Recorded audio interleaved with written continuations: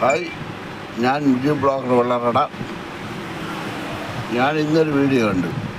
അനധികൃതമായിട്ട് സർക്കാർ ജോലിയുള്ള ആൾക്കാരും ലക്ഷക്കണക്കിന് രൂപ വരുമാനമുള്ള ആൾക്കാരും 5000 സ്ക്വയർ ഫീറ്റ് വീട്, ഗ്യാസ്, വലിയ കാറ്,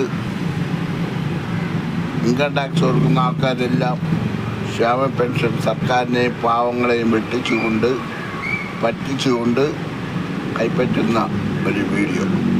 ഈ തെമ്മാടികളെ എന്ത് ചെയ്യണമെന്നറിയാമോ? എവിടെയൊക്കെ പിടിച്ച് കൈയും കാലും വെട്ടി നടുക്കടലിൽ കെട്ടിത്താക്കണം. ഇതാണ് വേണ്ടത്. പാവങ്ങളെ പിച്ചച്ചട്ടിൽ കൈയിട്ട് വരുന്ന സർക്കാർ ഉദ്യോഗസ്ഥന്മാരും